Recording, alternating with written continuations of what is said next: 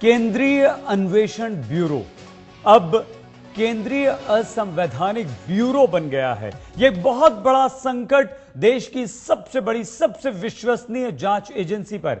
Guwahati high court के फैसले ने सीबीआई को लेकर सियासी भूचाल मचा दिया है। राबड़ी देवी का भी सीबीआई पर हमला हुआ है। अब सीबीआई पर राबड़ी देवी ने यह कहा है कि यह इशारों पर काम करती है। हाईकोर्ट की टिप्पणी के बाद मामला साफ हो गया है। सवाल यह कि आखिर सीबीआई कितनी असंवैधानिक है। लालू प्रसाद यादव को सजा पर बोली है उनकी पत्नी और बिहार की पूर्व मुख्यमंत्री राबड़ी देवी। लालू प्रसाद यादव के बेटे ने भी उठाए हैं सवाल। तेजस्वी ने कहा है कि यह एजेंसी काम करती है कुछ लोगों के इशारे पर। सीबीआई की कार्यप्रणाली पर लालू प्रसाद यादव के परिवार ने, पत्नी ने, बेटे ने सवाल उठा दिए हैं और गुवाहाटी हाईकोर्ट की टिप्पणी के बाद यह मामला साफ हो गया है। यह भी कहा है लालू प्रसाद यादव की पत्नी राबड़ी देवी ने।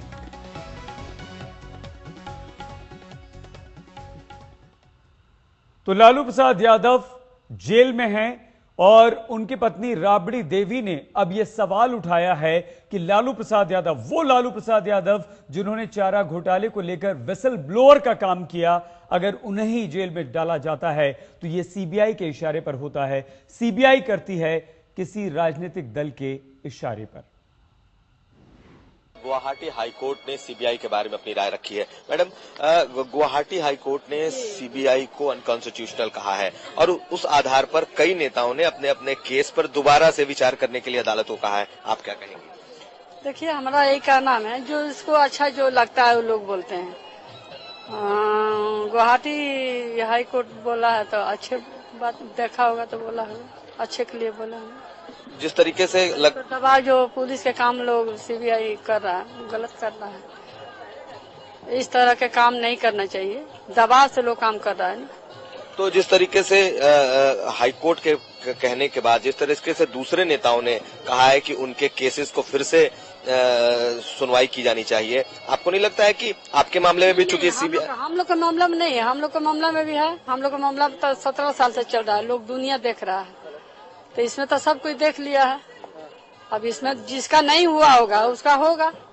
दोबारा से इस फैसले के बाद आप लोग जाएंगे कोर्ट की भाई एक तरफ कोर्ट कह रही है कि सीबीआई अनकॉन्स्टिट्यूशनल है, दूसरी तरफ सीबीआई हमको चार्जशीट कर रही है?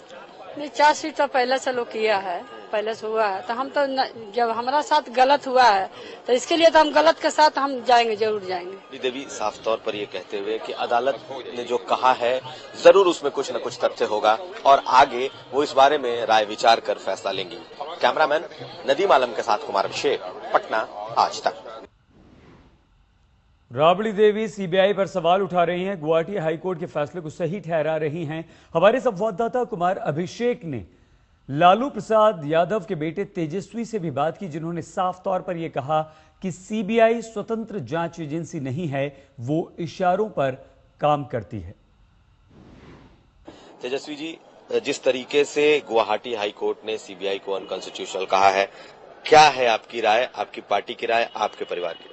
देखिए, हम लोगों की राय यह है कि अभी it's too early to comment on this. बहुत जल्दबाजी होगी इस पे बयान देना, क्योंकि कपिल सिब्बल का भी मैंने बयान देखा कि वो प्लान कर रहे हैं सुप्रीम कोर्ट जाने का और अंतिम जो फैसला होगा वो सुप्रीम कोर्ट लेगा और अंतिम फैसला जो होगा वो हम लोगों को मानना होगा। लेकिन दूसरे नेताओं ने जिस तरीके से राजा हैं या फिर और भी जो 2G घोटाले फंसे, इस मुद्दे को लेकर के बाकायदा कोर्ट जा रहे हैं रिलीफ के लिए। हाँ, कई लोग हैं, ये उनकी अपनी स्ट्रैटेजी होगी, मगर इससे हम लोगों का कोई रिलेटेड नहीं है। अभी हम लोगों का ये करते हैं, देखते हैं, अगर हम लोग बात करेंगे, अपने लॉयर से बात करेंगे, क्या फैसला होता नहीं होता। तो ये थे तेजस्वी यादव साफ तौर पर फिलहाल इस बात के इंतजार में है कि आखिर इस मुद्दे पर हाईकोर्ट के बाद सुप्रीम कोर्ट का क्या रुख आता है और उसके बाद ही कोई ठोस फैसला ये लेंगे। कैमरामैन नदीम आलम के साथ कुमार अभिषेक, पटना, आज तक। सीबीआई देश की सबसे बड़ी जांच एजेंसी और अब सीबीआई का अस्तित्व ही खतरे में है, क्योंकि गुवाहाटी हाईकोर्ट ने अपने एक आदेश में सीबीआई को असंवैधानिक करार दिया है। केंद्र सरकार इस मामले पर सुप्रीम कोर्ट में आज गुहार लगाने जा रही है।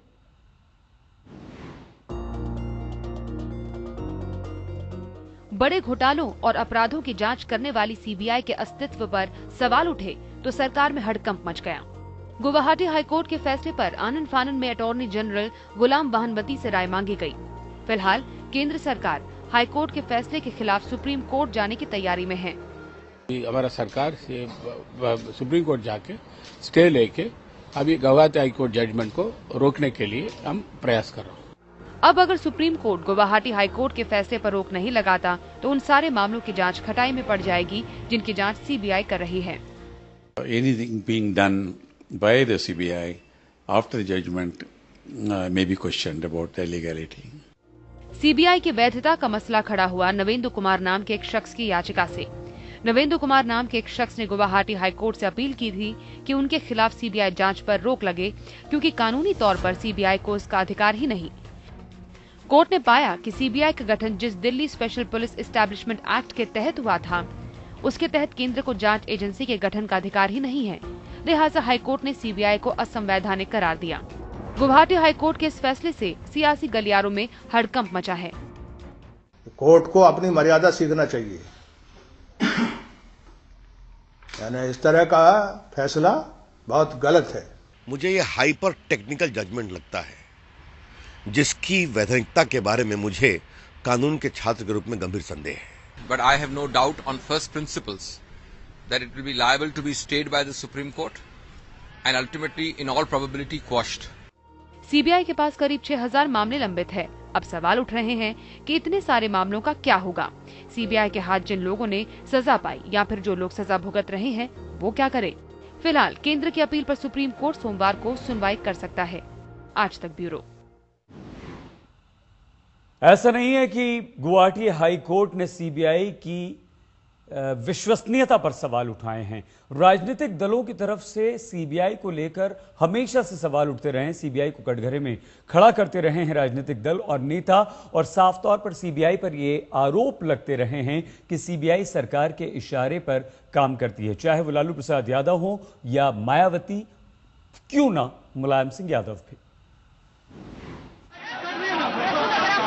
सीबीआई जांच में दोषी पाए गए लालू प्रसाद यादव और राशिद मसूद दोनों ही जेल में हैं और दोनों की संसद की सदस्यता भी चली गई। लेकिन गुवाहाटी हाईकोर्ट ने अब यह कहा है कि सीबीआई असंवैधानिक है, तो अब लालू और राशिद मसूद क्या करेंगे?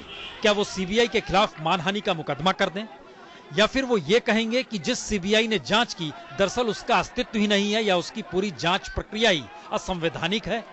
सवाल सिर्फ इतना पर नहीं है। वही मुलायम सिंह यादव और मायावती तो यूपीए के ऐसे पाए हैं जिनके आश्रय मनमोहन सरकार सत्ता में बनी हुई है, और ये दोनों ही सरकार के साथ इसलिए खड़े रहे क्योंकि सीबीआई जांच से इन्हें मुक्ति मिले। सीबीआई कोई ऐसा खेल ना कर दे जिससे इनकी राजनीति ही चौपट हो जाए। तो डर ऐसा, जैसे ही सीबीआई ने आय से ज्यादा संपत्ति के मामले में मुलायम मायावती को क्लीन चिट दी, दोनों के चेहरे चहक उठे।